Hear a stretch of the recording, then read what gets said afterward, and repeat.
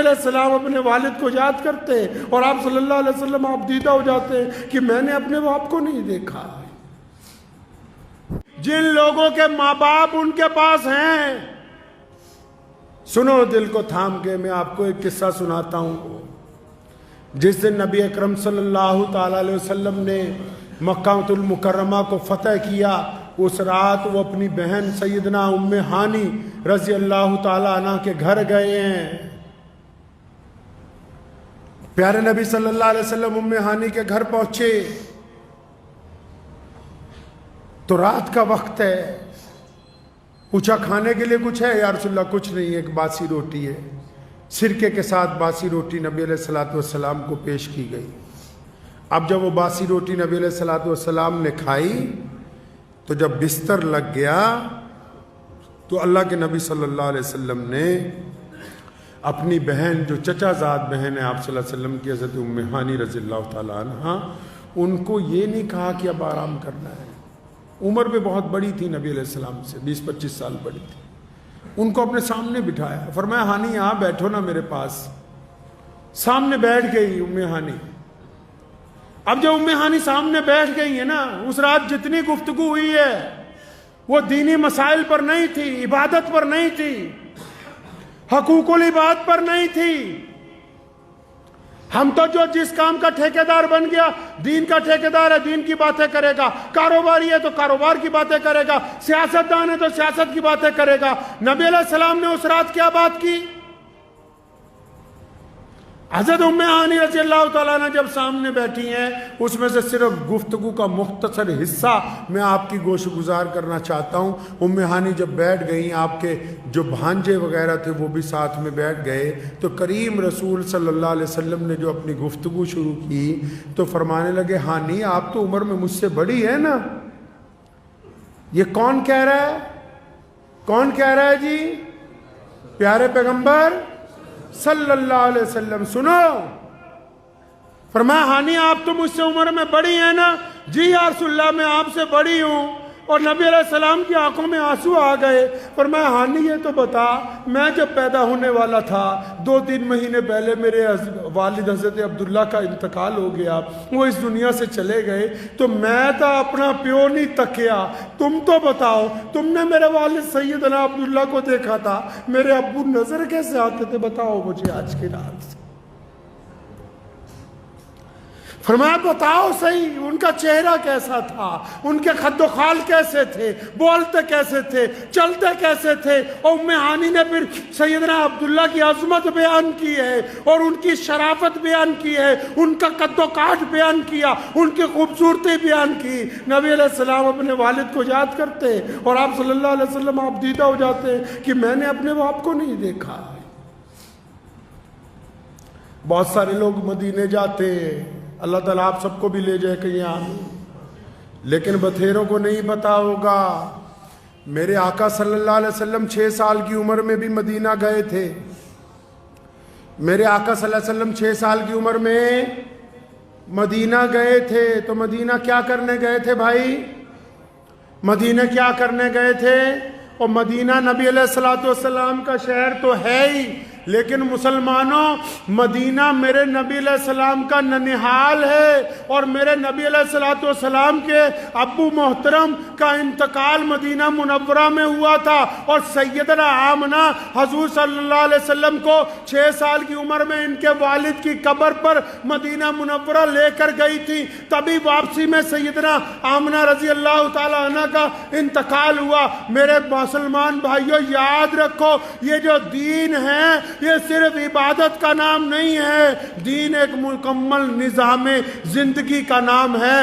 کائنات کا مالک ہو، پوری دنیا کے لیے رحمت ہو، پورے عالم کے لیے ختم نبوت کا تاج پہن کے آئے ہوں، اور پوری دنیا کی سرداریاں جن کے قدموں میں رکھی گئی ہوں، وہ فتح مکہ کے دن اس رات کو اگر یاد کرتے ہیں تو اپنے باپ کو سب سے پہلے یاد کرتے ہیں۔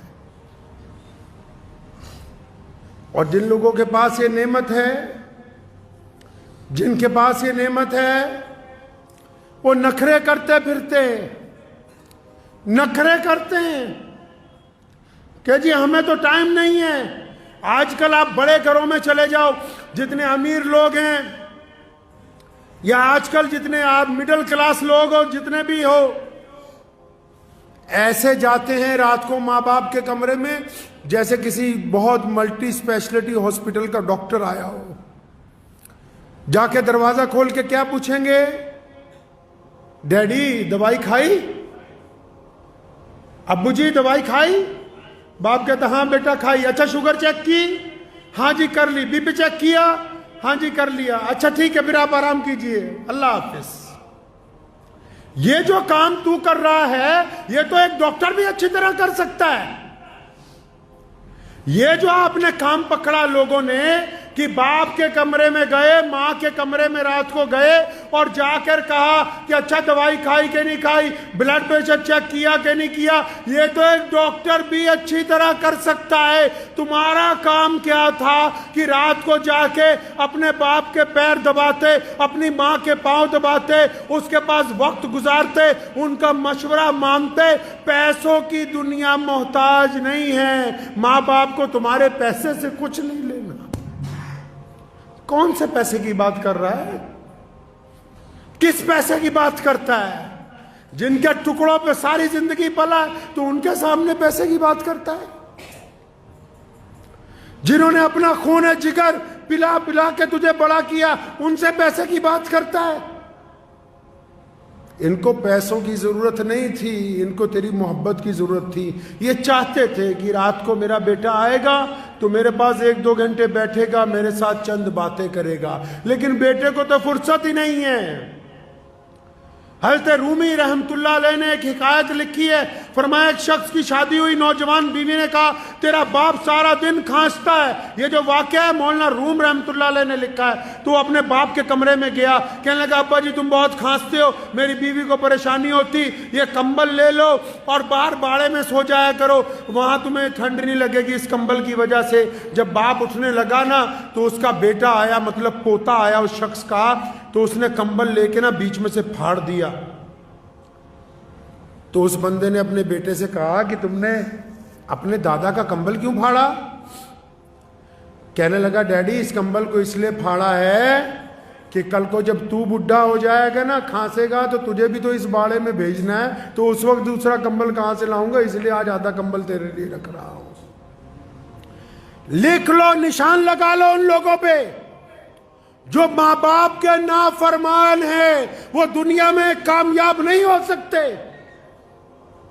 اللہ تعالیٰ نے یہ پابندی لگائی نماز پڑھنے والوں کے لیے کہ اس سجدے سے پہلے ماں باپ کی رضامندی ضروری ہے. اگر یہ سجدہ باپ کی بغاوت کے ساتھ ادا کیا جا رہا ہے, جو شرعاً ناجائز ہو وہ بغاوت.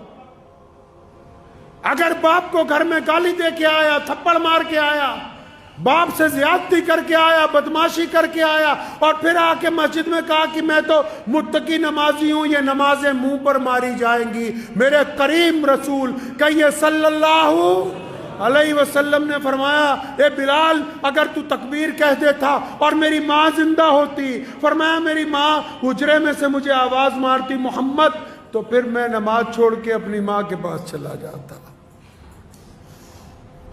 اللہ تعالیٰ نے وہ درجہ عطا فرمایا ہے, اس محبت کو اللہ نے وہ درجہ عطا فرمایا کہ جس کو باپ اللہ نے بنایا اس میں استقامت دی ہے, ہمت دی ہے.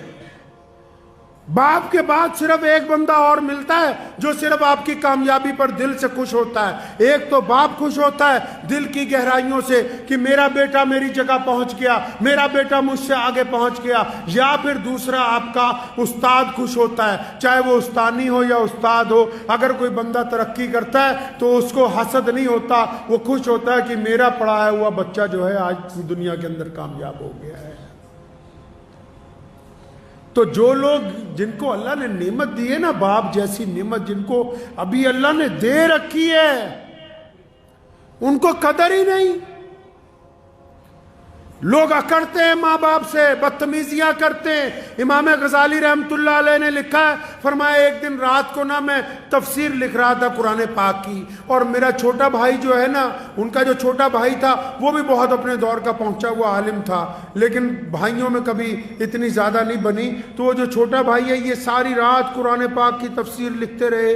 वो सारी रात अम्मा जी के पाँव दबाता रहा, अब्बू के पाँव दबाता रहा। तो अचानक इनके दिल में ख्याल आया, अपने भाई को बुलाया सुबह फजर की नमाज में, फरमाया वो जो रात गुजरी है ना, मेरे वाला सवाब तू ले ले, अपने वाला मुझे दे दे। मेरे वाला, मैं सारी रात कुरान लिखता रहा हूं, ये सवाब तुम ले लो और अपने वाला मुझे दे दो। तो लेकिन उनके भाई ने कहा कि मियाँ दुनिया के लिए इमाम गजाली हो गए, मुझे तू बेवकूफ़ नहीं बना सकते। जो माँ बाप के पाँव दबाने में अल्लाह ने इज्जत रखी है, वो तेरी सारी रात इबादत करने में भी वो लुत्फ आने वाला है नहीं है। अल्लाह ने जो ये नेमत अता की है, ये जो अल्लाह ने बाप अता किया है, कईयों की समझ नहीं आएगी कि बाप होता क्या है, लेकिन जब खुद बन जाएंगे बाप, जब खुद इस दौर से गुजरेंगे, तब इनको पता लगेगा बाप होता क्या है, कर क्या सकता है बाप, बाप अपने बच्चों की तरबियत कैसे करता है। मेरे वालिद मोहतरम शेर इस्लाम मौलाना हबीबुर रहमान लुधियानवी रहमतुल्लाह अलैह को मैंने देखा कि रोजाना सारी जिंदगी रोजाना, जब तक रोजाना अपने वालिद के लिए रोजाना कुरान पढ़ के सुबह दोपहर शाम मगफिरत की दुआ नहीं कर लेनी, अपने बाप को याद नहीं कर लेना, तब तक चैन नहीं आता था। एक बंदा जो इतने बड़े मुकाम पर पहुंच गया हो, वो अपने बाप को याद कर रहा हो, हर बात में अपने वालिद का जिक्र, क्यों? क्योंकि बंदा जब जिस मुकाम पर पहुंचता है, अगर हम अपने आप को देखेंगे, अपनी तारीख को देखेंगे, अगर मेरे जैसा इंसान भी अपनी तारीख को देखेगा, हम अगर पीछे को जाएंगे, चंद साल और पीछे चले जाएंगे, तो हम तो किसी काबिल भी नहीं हैं। अगर आज जिस मुकाम पर पहुंचे हैं वो तो बाप की दुआओं की वजह से पहुंचे। मुझे उम्मीद है कि आपको ये वीडियो पसंद आई होगी।